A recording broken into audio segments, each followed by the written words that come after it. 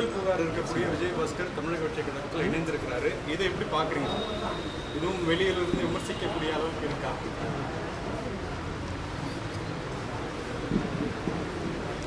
இது அரசியல் களத்தில் இருக்கக்கூடியவன் என்கிற முறையில் நான் பதில் சொல்ல கடமைப்பட்டவனாக இருந்தாலும் கூட இதை நீங்கள் நேரடியாக விஜயபாஸ்கரிடத்தில் கேட்பது தான் முறை, சரி.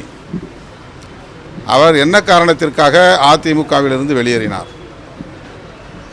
அதிமுகவிலிருந்து ஆட்களை வெளியேற்ற முயற்சி நடக்கிறது, குதிரை பேரம் நடக்கிறது என்கிற விவாதம் ஒருபுறம் இருக்கிறது என்றாலும் கூட அதிமுகவுக்குள் என்ன நடக்கிறது என்பது பற்றி அதிமுக தலைவர்கள் ஏன் வாய் திறக்காமல் இருக்கிறார்கள்? ஆவேசப்பட வேண்டியவர்கள், ஆத்திரப்பட வேண்டியவர்கள், தாவேகாவுக்கு எதிராக கொந்தளிக்க வேண்டியவர்கள் அமைதி காப்பதன் பொருள் என்ன? ஆளுநரை சென்று மனு கொடுப்பதை ஒரு கடமையாக செய்கிறார்களே தவிர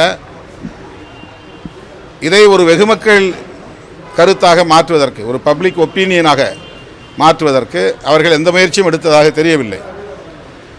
எங்கள் கட்சியை சீர்குலைக்க பார்க்கிறார்கள், இதை அனுமதிக்க மாட்டோம் என்ற குரலும் எழவில்லை. பொதுமக்களே இது நியாயமா என்று பொதுமக்களிடத்திலே முறையீடும் செய்யவில்லை. ஊடகவியலாளர்களும் அதிமுக தலைமையை பார்த்து எழுப்ப வேண்டிய கேள்வியை எழுப்பாமல் அல்லது குதிரை பேரம் செய்வதாக குற்றம் சாட்டப்படும் கட்சிகளிடத்திலே, கட்சிகளின் தலைவர்களிடத்திலே கேள்வி எழுப்பாமல் இடையிலே இருக்கக்கூடிய எங்களை போன்றவர்களிடத்தில் கேள்வி எழுப்புவதால் எந்த பயனும் இல்லை.